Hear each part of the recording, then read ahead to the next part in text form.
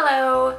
So today I wanted to talk about homeschool supplies and just basically what I do kind of like so far this year. I know the year is slowly wrapping up and people are thinking about what they might buy next year. And I just like to share with you what we found works with us this year.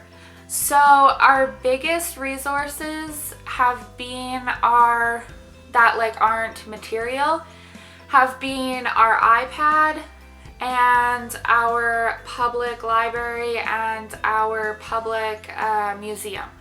So our local museum holds kids activities every Saturday, and then they also have the archives there that you can go and visit at any time. So it's actually a really good resource, and I would suggest checking out what kind of museum resources you have in your area as well. So as far as materials go, I guess I'll start out with the books that we loved this year, and then I will go on to some of the other kind of things. So as far as curriculum goes, this is my favorite piece of curriculum, and it is the Handwriting Without Tears, and this is the first set of it, and it's really, really simple stuff. Like, you just copy what they wrote above and things like this. You're just doing the eyes. It's really easy to follow, and there is a parent instruction guide, but I don't really think that you need it, as it's literally just telling you in depth how to teach your child these things here. So if you feel like that's something you need, then it's definitely there, and it breaks things down really simply. If you think that you can explain it yourself just by using kind of what they're doing in here, then you can always do that too, which I like that it gives a variety of ways you can use it. The next thing that I loved, and we definitely will be using next year, is All About Spelling. And next year, because All About Spelling level 1 worked really good with learning the phonics, next year I think we're going to do All About Reading as well, just because of how much we like this program. Okay, so this is the parent guide, and it also comes with cards that you use, and the whole alphabet has these cards that you learn the phonic sounds for each letter. And then you go on to putting the phonic sounds together to learn words. So all the yellow cards are sounds, green are words, and these are rules. So all the red cards are just phonic rules.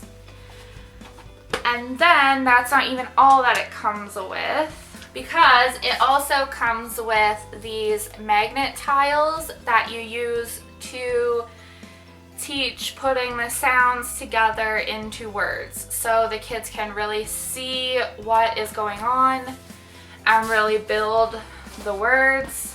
And it comes with a bunch more things like this. So we really, really enjoyed All About Spelling. I would highly recommend that to anyone who is homeschooling, especially if you're homeschooling someone who's having difficulty in that area of spelling or reading. We found that it really helped our son a lot. The next things we used for reading, other than the All About Spelling curriculum, was my first little readers, and we didn't find this until we were a little way through the year, which I'm a little bit disappointed in. But they're really simple, and they just really helped him build his confidence. So they just have a little sentence down here and then a picture to go along with it on every page, and it's really simple stuff like bubbles at the beach, bubbles in the bath, bubbles in the sink, bubbles in my drink, bubbles in the clothes, bubbles that I blow, bubbles, bubbles everywhere I go. So it's really simple, but it helped him build his confidence in reading, and we're almost through this box now. and we will move on to the Bob books. So I actually picked this set up at Costco for just under $20, I think. Actually, I think it might have been even under 15. I'm not totally sure. But we have the same kind of idea with really simple things at first. And then as we move farther back, they are more like actual stories. So hopefully if we finish this, then by the time we get to the All About Reading, he'll have a strong enough grasp that he will be able to pick that up quite easily.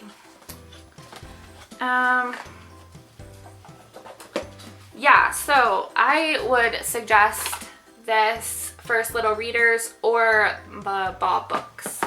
I like both of them. I think they're both really great quality. I don't have a preference of one or the other.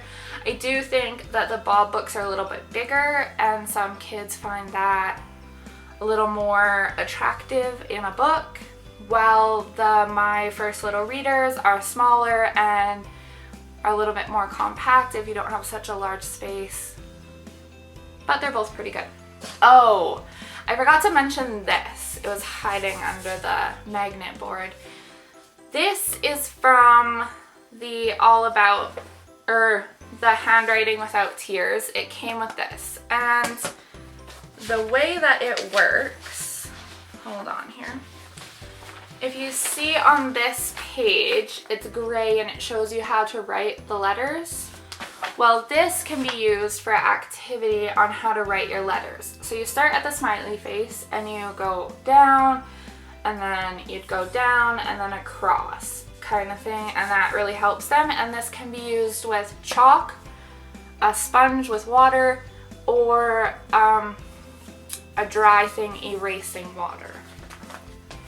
The next thing is just, we actually got these when he was going into kindergarten, but it's just like a piece of paper with the alphabet and then alphabet magnets. So really simple, you can just put them on there, match them up, and that just helps him recognize lowercase and uppercase, and now it's helping our daughter do the same thing.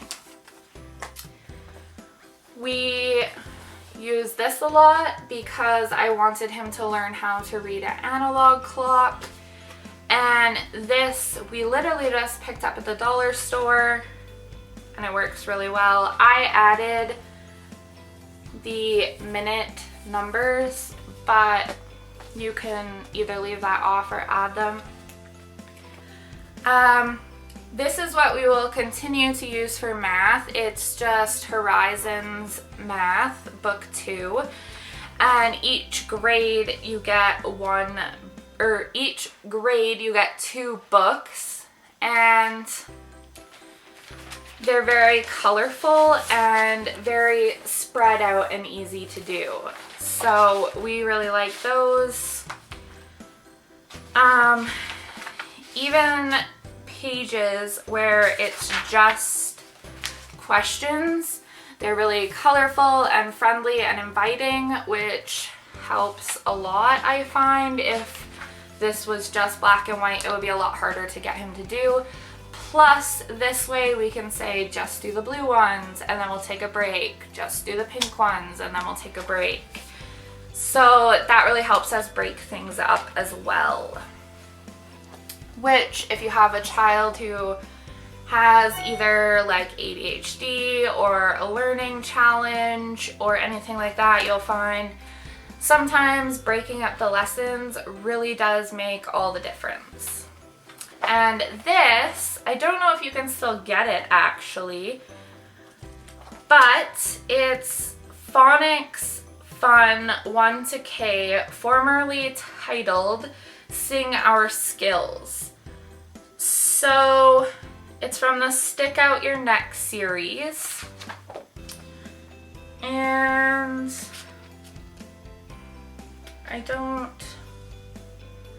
this one is from 1988, this particular copyright. So I'm not sure if you'd be able to get this anymore, but the activities are what I really love about it. So here it's just the sound, and then you have to pick the picture that's the sound. Here it shows a bunch of pictures and you have to circle which sound it is. And then here you have to color which sound it is. As we get further along, there's singing, obviously that comes through the name, so each thing has a song. And then here you'll cut out things and glue them, and they're just really hands-on activities that get his brain working and wheeling. So we really like those kind of things that are really hands-on. Like I said before, the iPad is one of our main resources other than the actual curriculum that we use. And I think I'll do a separate video on that because there's quite a few apps on there that I think are really, really important that I'd like to kind of discuss a little bit more in depth. So if you like this video at all, please give it a thumbs up. All the curriculum that I talked about, if I can find links, will be linked below. And I will see you on Sunday.